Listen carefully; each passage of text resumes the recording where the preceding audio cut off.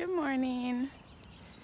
Today I want to just share a few of my thoughts about potty training. I know this is kind of a hot ticket item. It really gets people's buttons going, and it's just something that is just a natural process. I mean, the body does all these different processes and the kids develop them at the right time for each child.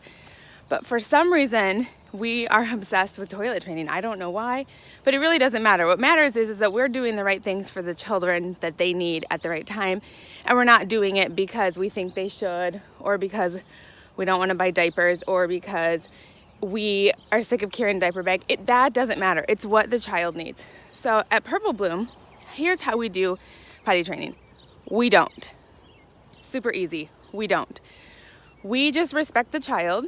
And because we do child-directed learning and child-directed activities, we also do child-directed potty training. So if the child is interested in going, then we'll support that and we'll help them, but we don't usually initiate that. Of course, if there's a medical condition or the doctor has a different recommendation for the child's need, that's different, and we'll totally work with that. But in a typically developing child, we just wait until they say, I need to go to the bathroom.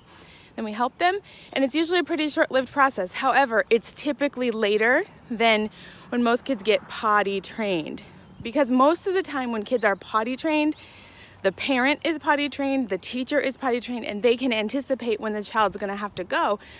But the child doesn't actually have the connections in their brain that they have the sensation that they need to go to the bathroom. So us telling them to do it is not teaching them to trust their body, and it's teaching them we can do it better than they can. And so really, I just encourage everyone to accept the challenge, to just trust your child. And I know in our family, we had an over 4-year-old, we had a nearly 4-year-old, and when they were able to use the bathroom independently, and we have a 1.5-year-old who's obsessed with sitting on the potty, and I don't initiate it. It's not something that we even make an issue. We don't do it. She just likes it.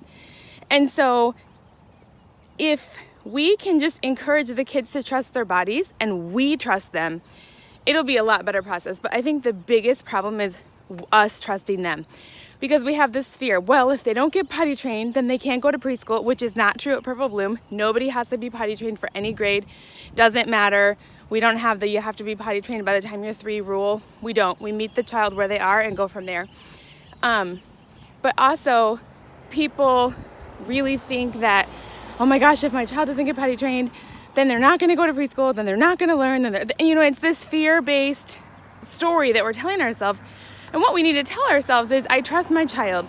My child is smart and strong and brave and independent and caring and loving and gentle and kind, and just all of those things. Remember those things. Another thing that's really important to know is if your child's had any sort of developmental delay, especially speech delay, they are going to develop the independent use of the bathroom skills much later, because there's a certain route of development that typically happens, and speech and language need to be mastered in one sense before the part of their brain that helps them know they need to go potty works. So that's a very not technical description of how it goes.